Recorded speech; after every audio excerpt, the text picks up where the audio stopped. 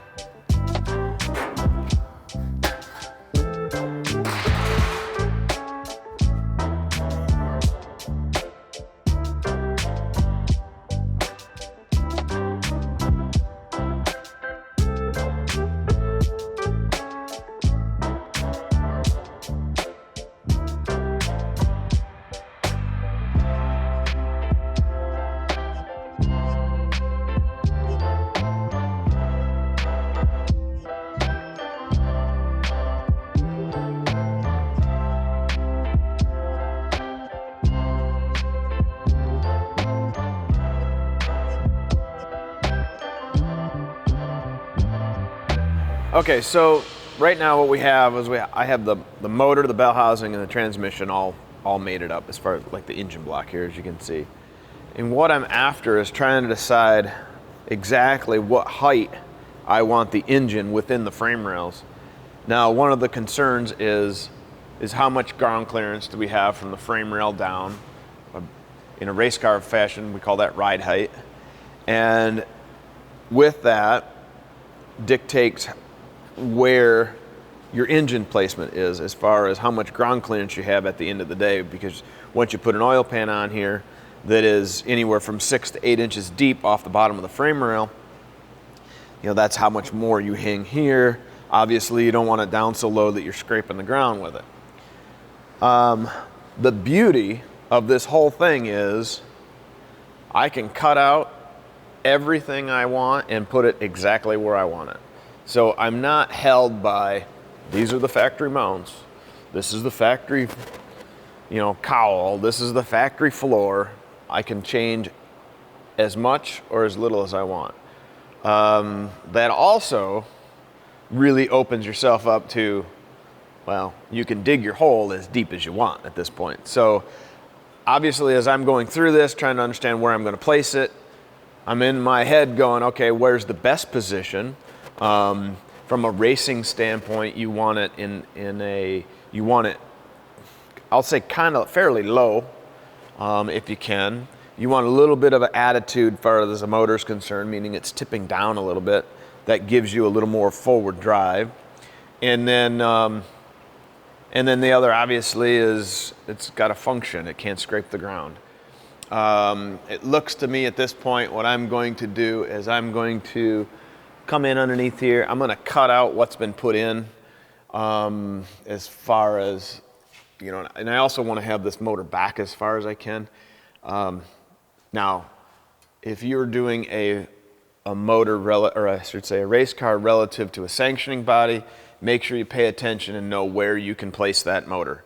From a fundamental standpoint, you want to have the motor back as far as you can put it in the chassis so you have more rear weight than front weight. Now, rules-wise, if I was building this to be in a sanctioning body, there's very likely that there'd be a rule that says the number one spark plug cannot be further back than the upper ball joint. So given that I'm not building it for a sanctioning body, I have a little more leeway there, and I'm going to make it function the best I can and keep it fairly standardized. I'm also betting that in the day that rule was pretty flexible or didn't exist at that point. So I'm just guessing. I'm sure someone will have a whole lot of information more on that as far as like a nostalgia or vintage race standpoint. And by all means, shoot it to us. I'd love to hear the information. But for what I want, I'm going to kick it back as close to the, call it the factory firewall, and utilize as much space as I can here. And then I'm also going to lift it up probably another, I don't know, 2-3 inches at least, and go from there.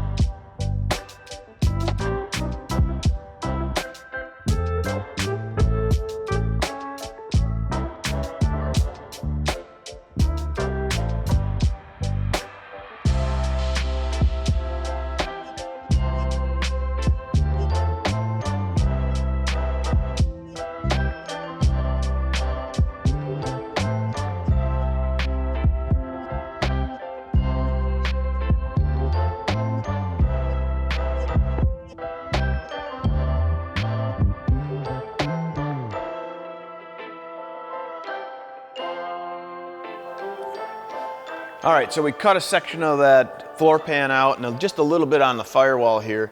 You can see now our motor fits a whole lot better, and transmission. We also tilted it up a little bit.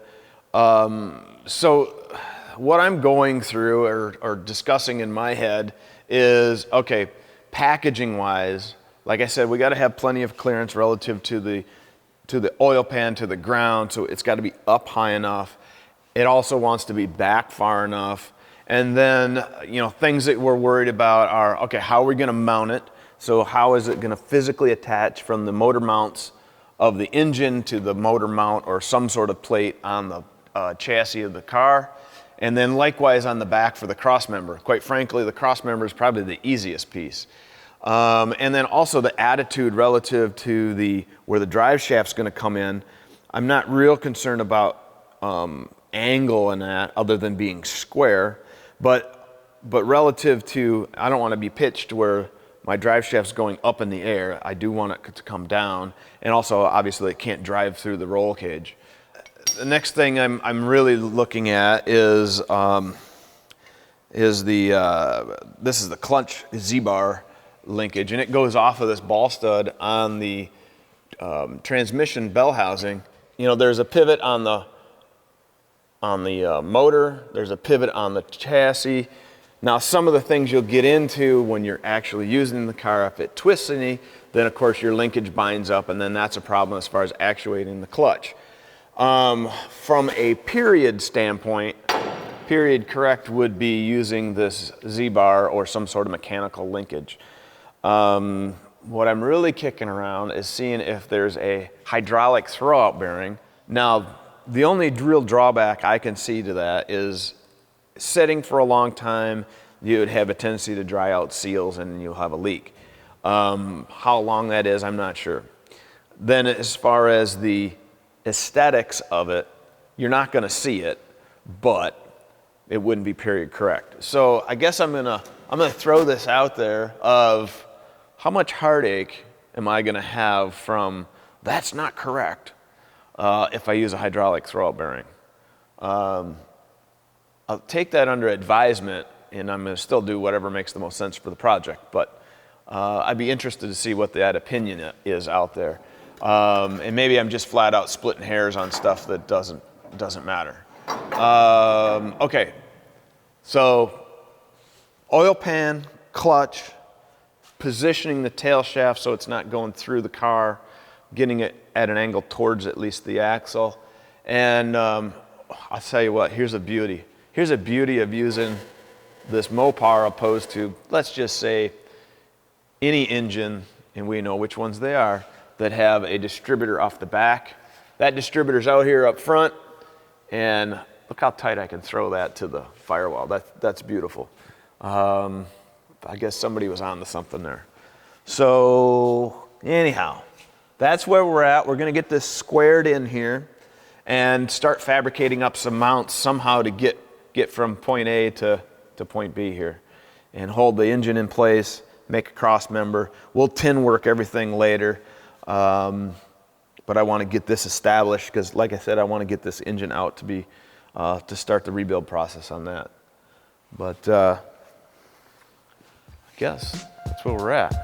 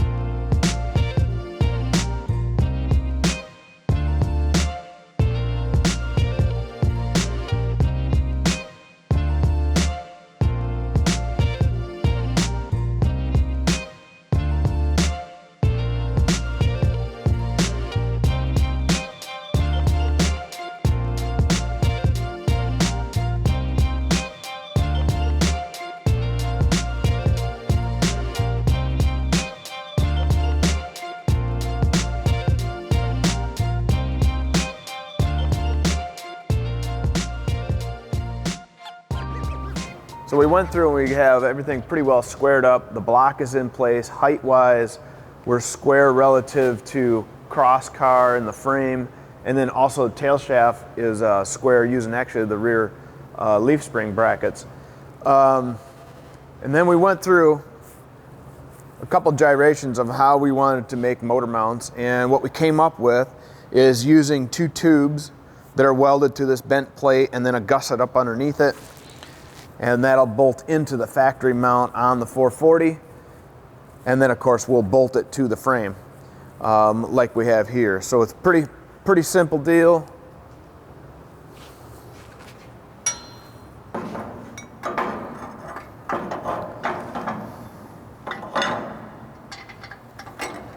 Slides in like that. Obviously I'll bolt this. I might probably put 2 bolts in it. I'm not real worried about this being cantilevered out because this is a piece of C-channel that's been trimmed, and so it should have plenty of structure as far as doing this. At that point we need to get in the back end and tackle that cross member for the transmission. But for today, the day's over, and tomorrow we got some parts that showed up for our Buick, and we're gonna be back after that. So next week, back on the Buick. For now, I'm headed home. Got my stuff to do at home now, and you got yours to do, so get out in the shop, get your work done so you can go enjoy the day.